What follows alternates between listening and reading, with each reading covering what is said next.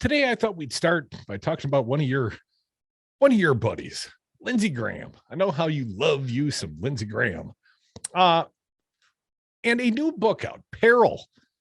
Read it at your own peril. A new book dropping tomorrow, I guess. But the authors of that book, and that's a Woodward and Costas book. They're out there on the book tour, and they're out there on the Good Morning America. And thehill.com's reporting. In fact, this is the most shared piece on the website today. Lindsey Graham found Trump election fraud argument suitable for third grade. Let me read a little bit of this write-up. Senator Lindsey Graham personally investigated former President Trump's claims of electoral fraud in the days following the 2020 election and found them to be elementary and lacking in substance, according to a new book by journalists Bob Woodward and Robert Costa. After pressing the White House and Trump's legal team for evidence to support the former president's claim of a rigged election, Graham privately described Trump's efforts as suitable for third grade. The Washington Post, citing the new book Peril, reported on Monday. Give me some names, Graham reportedly told Rudy Giuliani, Trump's then personal attorney, and Mark Meadows, the White House chief of staff, during a meeting on January 2nd. You need to put it in writing. You need to show me the evidence. After Giuliani and Trump's legal team provided Graham with documents that allegedly raised questions about the vote totals in several states, Graham, the chairman of the Senate Judiciary Committee at the time, sent them to Lee Holmes, the panel's top legal counsel.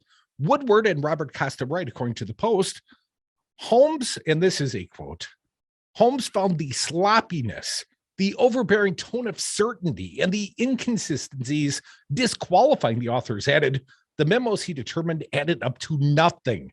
After a pro-Trump mob stormed the U.S. Capitol complex on January 6th, Graham voted to certify President Biden's electoral college victory and said he had tried to be helpful to Trump, but was ready to recognize Biden as the president. Fancy Brian, you dug in the archives. We've got sound from January 6th. This is Lindsey Graham, post-insurrection. Remember, they came back and they certified the vote.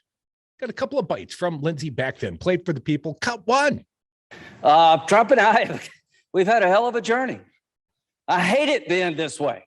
Oh, my God, I hate it. He hates it. From my point of view, he's been a consequential president.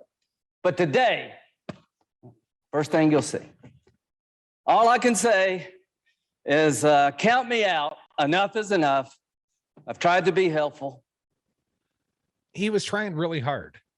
And Fancy Brian, since you dug it up, we got one more bite. This one with a little bit of a backyard political tone, because let's not forget, here in the state of Wisconsin, Joe Biden won by effectively one vote. One Supreme Court justice. It was a 4-3 ruling in the Wisconsin Supreme Court that upheld the outcome of the election. And how there were 3 willing conservatives willing to overturn, and Lindsey Graham, well, he might have agreed with them, but he accepts the outcome. And the 4-3 victory of Joe Biden here in the state of Wisconsin, played for the people. But when this Wisconsin Supreme Court ruled 4-3 that they didn't violate the Constitution of Wisconsin, I agree with the 3, but I accept the 4. If Al Gore can accept 5-4, he's not president. I can accept Wisconsin 4-3.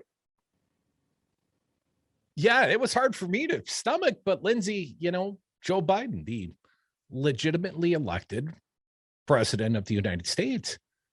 A little bit more from this article. Again, my source, thehill.com.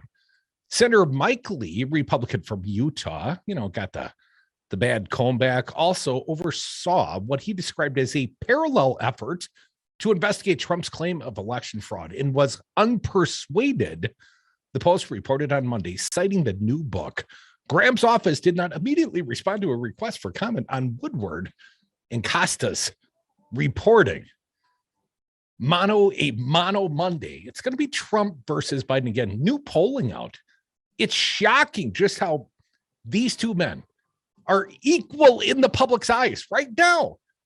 And I know, there have been some accusations on right-wing talk radio and Fox News, Hunter Biden and, something about Ukraine, maybe a bad withdrawal from Afghanistan.